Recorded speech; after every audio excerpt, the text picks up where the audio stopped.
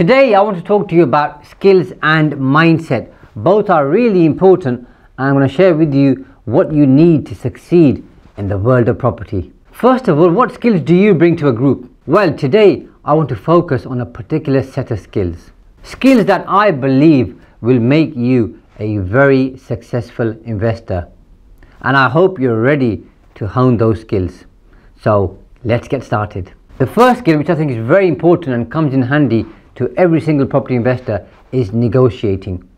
As someone who earns from renting a property or selling properties and also buying properties, it's important that you get the best price possible.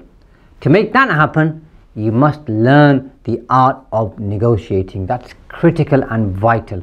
Now, at the start, it might not seem fun, but once you start seeing results, you'll realize that it's worth investing more time and honing the skill of becoming a skillful and a master negotiator. You see, getting a seller to agree on a particular number less than what the asking price is truly an acquired skill.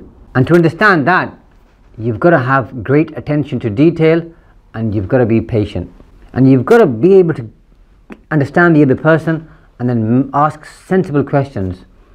So you've got to always have your eyes open, always.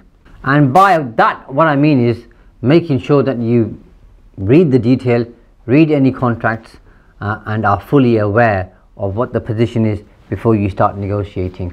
And that gives you a very strong hand, because most people don't actually study detail because they don't like detail.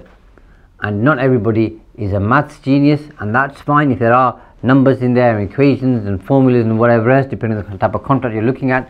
Ask somebody who is financially numerate. And therefore, the next skill is to be financially numerate and confident.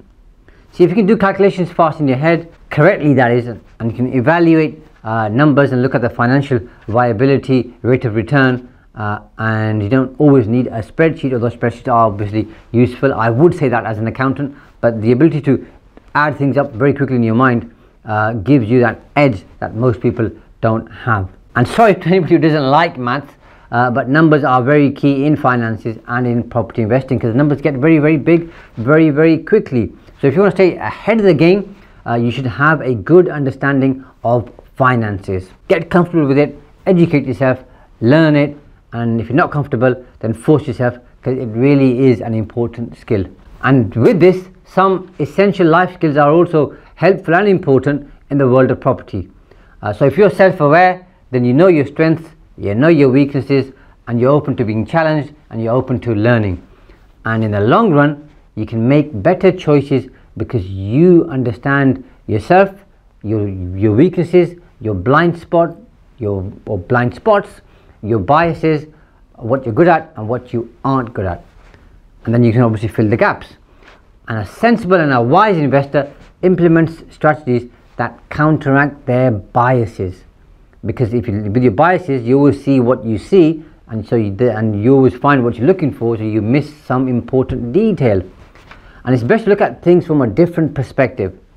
And perhaps, just perhaps, you might discover a whole new world, shining, shimmering, or something like that. But what I really mean is raise your awareness, okay, and take your game to a whole new level. Another life skill that I think will get you far in property and in life is being level-headed and grounded. And with that, it's going to help you to not get emotionally attached or have an emotional approach to things that you do. So really, what that means is you control your emotions, and that's incredibly important. You've seen people who maybe get angry too quickly, who don't like, who aren't patient, okay, who don't suffer fools easily, for example, and who aren't pragmatic, okay. So those kind of behaviors you got to put to the side and say, how do I remain practical and how do I get the best result? And you've got to look at the pros and the cons of every single investment, which are based on facts and figures, not emotions and reactions. And then you have to give yourself a chance to get the best possible outcome and the best possible return. Okay, that's enough of that. Let's now talk about one of my favorite subjects, which is mindset. Your attitude towards your chosen path matters, and it matters a lot, more than you might think. And if you're not someone who knows how to deal with problems, or if you're someone who always sees problems and not solutions, then you will not be able to handle the chaos that is in the world of property and in business and in life general. Therefore, you must always remember to find a solution to a problem and not find 54 problems, because any idiot can point out the problems. It takes a smart person to find a solution, and therefore staying positive, realistic and pragmatic is a great approach in practice, even when you don't feel like it and you're in a bad mood. You just got to go for it. Now, I know you might not be Batman, but remember what Alfred said. Why do we fall, sir? So that we can learn to pick ourselves up. As much as your attitude matters, so does your belief. For example, you may think finding motivated sellers in your area is next to impossible, and sometimes people do. Or maybe finding someone who will let you borrow money from them is not going to happen because you don't know people with money. And if that's how you see things, that's going to become your reality. So, and if you believe that, is that actually the truth? Being a successful property investor requires having the appropriate attitude, which means being cautious about your pre-existing beliefs and limitations. For example, all you need to do to learn how to replace your income is discover someone who has already done it, right? Because success leaves clues. So if you can imitate somebody, then you are on the right path to some extent. Because if they've done it, then it's achievable and you can do it too. Otherwise, they wouldn't be as successful as you think they are. And as a result, I think it's important that you and I are careful to seek out the people who motivate us and the people who inspire us, so we can study them and not look up to them, but look into them to see how they do things. And that's going to provide us with an alternative way of thinking and an alternative way of doing things, because if you admire somebody, then you're more likely to follow their path and do the things that they do well.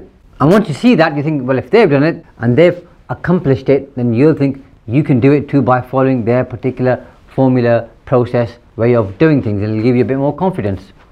And last but by no means least, courage. Remember, having self-assurance to go outside your comfort zone and realize your goals in life is pivotal. Okay, and you've probably heard the cliched saying, okay, fake it until you make it. Whether you're comfortable with that or not, I promise you it works.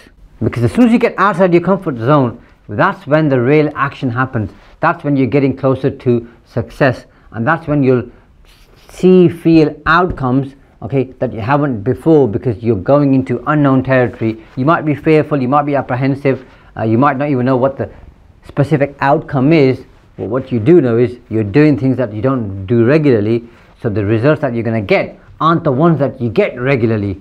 But for that, you've got to take action and you've got to push your boundaries outside your self-limitations. We must first change if we want to see a change in our lives, since we are an element of change ourselves. And a property investor has to have that particular mentality, and as Gandhi said, be the change you want to see. So it starts with you and no one else.